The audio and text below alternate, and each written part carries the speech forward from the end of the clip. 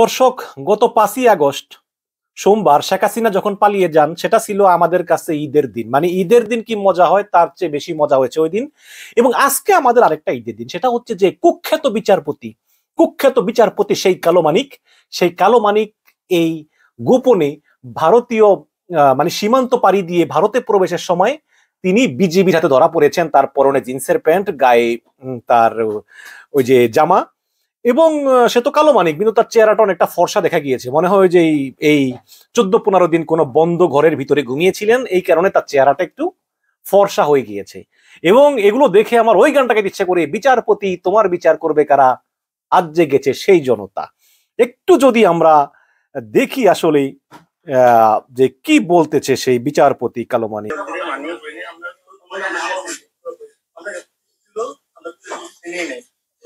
আচ্ছা ঠিক আছে, ওকে, সমস্যা নেই, শুনবেন আমরা কি করব ঠিক আছে আপনারা আমাকে কেউ মারবো না কেউ মারবো না সবসময় বলবেন গাড়ি কোন না সাইড না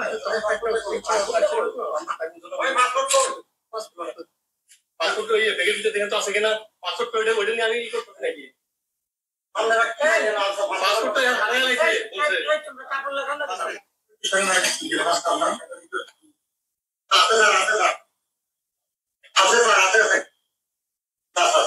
হচ্ছে মানিকের আরেকটা ভিডিও আছে, দেখি সেটা পাই কিনা। আমি এই দেশে এত কষ্ট করে এসেছি কি বাংলাদেশে বেরোতে দেওয়ার জন্য? জি না ঠিক আছে, তোমাদের পয়সা দিয়ে দিবে। আচ্ছা ঠিক আছে, ওই পয়সা আমি দিব, আমার ভাই বোন দিবে, দিয়ে দিব। আমরা আমাদের পয়সার কোনো প্রয়োজন নেই, ঠিক আছে? আপনি যদি সেফটি মানে ফালতু লোক 2 টাকা একদিন, আমি এই দেশে এত কষ্ট করে এসেছি কি বাংলাদেশে বেরোতে দেওয়ার জন্য? জি না ঠিক আছে, তোমাদের পয়সা দিয়ে দিবে। আচ্ছা ঠিক আছে। এই হচ্ছে কালো মানিকের অবস্থা। কালো মানিক বিচারপতি থেকে অবসর নেওয়ার পরে তারকে গানম্যান দেওয়া হতো তার নিরাপত্তার জন্য। এই বিগত সরকার বিচারপতি মানিকের জন্য 2 জন গানম্যান নিয়োগ দিয়েছিল। এই বিচারপতি মানিক অবসর নেওয়ার পরও শেখ হাসিনা তার নিরাপত্তার জন্য 2 জন গানম্যান নিয়োগ দিয়েছিল। এবং এই যুদ্ধাপরাধের বিচারের সময় তিনিও হচ্ছেন একজন যিনি কিনা এই যুদ্ধাপরাধের বিচারকে প্রভাবিত করে তিনিও সেই জামাত ইসলামের নির্দোষ মানুষগুলোকে মৃত্যুদণ্ড দিয়েছেন। তো সেই বিচারপতি উপরলত একজন আছে, তাই না? আজকে দেখেন সেই বিচারপতি যিনি কিনা গাড়ি ছাড়া চলতেন না, যিনি একজন ট্রাফিক পুলিশ তাকে সেলুট দেয়নি বলে তাকে কান ধরে দাঁড় করিয়ে রেখেছেন ঘন্টার পর ঘন্টা, তিনি একদম গাড়ি থেকে নেমে স্ট্রেট তার বিচার করেছেন। এরকম আরো অনেক ঘটনা আছে, এরকম পুলিশের ওসি এসপি এরকম আছে, অনেককে তিনি কান ধরে দাঁড়ে করে রাখতেন ঘন্টার পর ঘন্টা। তিনি রাস্তা ঘাটে সর্বত্র তার বিচারিক ক্ষমতাটা প্রয়োগ করতেন। সেই বিচারপতি আমরা দেখেছি যে নির্বাচনের আগে গোয়েন্দা সংস্থা থেকে প্রত্যেকটা টেলিভিশনে লিস্ট ধরিয়ে দেওয়া হতো যে বিচারপতি মানিককে নিতেই হবে, কারণ আওয়ামী লীগ মনে করতো যে এই বিচারপতি মানিকই তাদের লোক, এই বিচারপতি মানিকই তাদের বয়ানগুলো ঠিক মতো জনগণের সামনে তুলে ধরতে পারে। কিন্তু এই গোয়েন্দা সংস্থা বুঝতে ব্যর্থ হয়েছে যে বিচারপতি মানিক এমন একজন ঘৃণিত লোক যে তিনি সত্য কথাও বললে জনগণ মনে করবে ওটা সত্য নয়। সেই একটা লোক ছিল আওয়ামী লীগের সাইনবোর্ড, আওয়ামী লীগের ফেস, এই বিচারপতি মানিক, যাকে বাংলার 99% মানুষ ঘৃণা করে।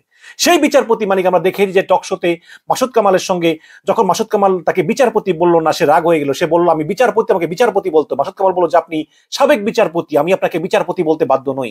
আমি যদি সম্মানের সহিত বলি যে বিচারপতি শামসুদ্দিন চৌধুরী মানিক, তাহলে সমস্যা কি? সে বলে যে না, আপনি আমাকে বিচারপতি বলবেন। এবং আঙ্গুল নাড়িয়ে সে কথা বলতো। ড্যাগের নামে তার, লন্ডনের ড্যাগের নামে তার কয়েকটা বাড়ি আছে, এবং সেই বাড়িগুলো তিনি অবৈধভাবে সম্পত্তি অর্জন করেছেন বলে অনেকের অভিযোগ, যে তিনি বাংলাদেশ থেকে টাকা পাচার করে এনে তিনি এই বাড়ি করেছেন। এবং তিনি যে যুক্তরাজ্যের নাগরিক, তিনি সেই পরিচয় গোপন রেখে তিনি এই বাংলাদেশের আপিলের ডিভিশন পর্যন্ত পৌঁছে গিয়েছেন শুধু শেখ হাসিনার বদনতায়। এবং আপিলের ডিভিশনের বিচারপতি এর মতো একটা লোক, একটা স্যাডিস্ট লোক, একটা মানে মেন্টাল প্রকৃতির লোক, সে আপিলের ডিভিশনের বিচারপতি হয়েছে, এটা ভাবতেও আমাদের কষ্ট লাগে।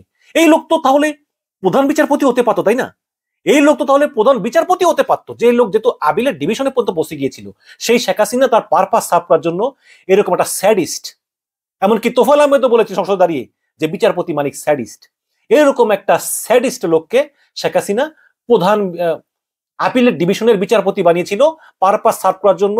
এবং এই বিচারপতি মানিকই কিন্তু সুরেন্দ্র কুমার সিনহা যে প্রধান বিচারপতি, তাকে যে ডিসমিস করা বা তার বিরুদ্ধে অন্যান্য আপিলের ডিভিশন বিচারকদের বিদ্রোহ করা, তারা বলা যে আমরা এই সুরেন্দ্র কুমার সিনহার অধীনে কাজ করব না, এগুলোর সম্পূর্ণ এই যত ষড়যন্ত্র তার কিন্তু অন্যতম হোতা এই মানিক। এবং সর্বশেষ আমরা দেখেছি যখন একটা টকশো চলে এবং ওই যে আবু সাইদ মারা যায়, তারপর আন্দোলন চলতেছে, সেই সময় একটা টকশো চলে তৃতীয় মাত্রা চ্যানেলে, তৃতীয় মাত্রা, সেখানে গোলাম মাওলা রনির সঙ্গে একটা টকশো, সেখানে তিনি উপস্থাপিকার সঙ্গে যেভাবে তিনি খারাপ ব্যবহার করলেন, উপস্থাপিকা বললেন যে আবু সাইদ নিরস্ত্র ছিল, তিনি বলেছেন যা আবু সাইদের হাতে লাঠি ছিল, লাঠি আমি দেখেছি, এবং তিনি উপস্থাপিকাকে রাজাকারের বাচ্চা বললেন। এবং এই বিচারপতি মানিক কথায় কথায় যার সঙ্গে মতের মিল হতো না তাকেই বলতেন রাজাকারের বাচ্চা, মানে রাজাকারের বাচ্চা, এটা ছিল তার কমন ডায়লগ, কমন গালিগালাজ। এবং তিনি সব জায়গায় অত্যন্ত দাম্ভিক ছিলেন এবং দম্ভ করে বেড়াতেন। সেই বিচারপতি মানিক আজকে তার করুণ পরিণতি, জিন্সের প্যান্ট পরে লুকিয়ে থেকে তিনি বর্ডারও পার হতে পারলেন না। যে বিচারপতি 15টা বছর ধরে আওয়ামী লীগের পারপাস সার্ভ করেছেন, আওয়ামী লীগের জন্য বহু মানুষকে ফাঁসি দিয়েছেন, আওয়ামী লীগের জন্য বহু মানুষকে কষ্ট দিয়েছেন, আজকে সেই আওয়ামী লীগ আপনাকে সেভ করতে পারেনি। আপনার নেত্রী আপনাকে রেখেই চলে গিয়েছে ভারতে। যেহেতু আপনার নেত্রী ভারতে চলে গিয়েছে, আপনিও চেয়েছিলেন যে ভারতে গিয়ে নেত্রীর সঙ্গে দেখা করতে, কিন্তু তার আগে আপনি কট হয়ে গেলেন এবং এই কলা পাতার উপরে গভীর জঙ্গলে আপনি শুয়ে থাকলেন। এবং আপনাদের মতো লোকের এরকমই হওয়া উচিত। উপরওয়ালা একজন আছে।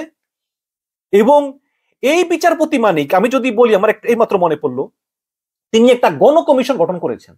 গণকমিশন গঠন করে কোন মাদ্রাসায় সমস্যা আছে, কোন মাদ্রাসায় দুর্নীতি হয়, কোন মাদ্রাসায় নিবন্ধন নাই, কোন মাদ্রাসায় সরকার বিরোধী কথা বলা হয়, কোন মাদ্রাসায় বিভিন্ন জিনিস শেখানো হয়, জঙ্গিবাদ শেখানো, এগুলো করে করে তিনি 1200 মাদ্রাসার একটা লিস্ট করেছিলেন। এটার জন্য তিনি গণকমিশন গঠন করেছেন এবং সেই গণকমিশনের তিনি ছিলেন সভাপতি। এবং এগুলো করে করে তিনি চেয়েছিলেন যে বাংলাদেশের মুসল্লিরা তারা রেগে যাবে, তারা প্রতিবাদ করবে, তারা ভাঙচুর করবে, সেই সুযোগে উনি বলবেন যে এই মুসলমানরা সন্ত্রাসী। তো এই গণকমিশনের চেয়ারম্যান ছিলেন এই শামসুদ্দিন চৌধুরী মানিক, এবং যিনি আগাগোড়া ছিলেন একজন ইসলাম বিদ্বেষী।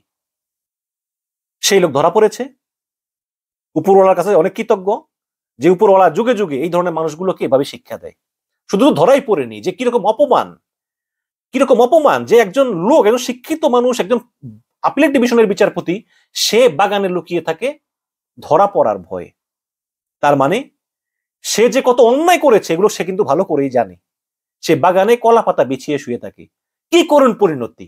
আমরা আল্লাহকে ভুলে যাই, আল্লাহকে স্মরণ করি না, কিন্তু আল্লাহ ঠিকই জানান দেয় বারে বারে যে তোমরা আমাকে ডাকো আর না ডাকো, আমি কিন্তু আসি এবং আমি সব দেখতেছি, এবং আমি আমার সময় মতো এসবের বিরুদ্ধে পদক্ষেপ নেই। আজকে বিচারপতি মানিকের, আজকে এই 15 বছর পরে শেখ হাসিনার লেজ গুটিয়ে পালিয়ে যাওয়া, 15 বছর পরে এই দীপু মনি, তারপরে আসাদুজ্জামান কামাল, এদের অবস্থা, ওবায়দুল কাদেরের অবস্থা, এই 15 বছর পরে এই বিচারপতি মানিকের অবস্থা, এগুলো দেখেও কি আমরা শিক্ষা গ্রহণ করবো না? আমরা কি বলবো না যে আমাদের সৎ পথে থাকতে হবে? যদি আমরা সৎ না থাকি তাহলে আমাদের অবস্থা বিচারপতি মানিকের হবে।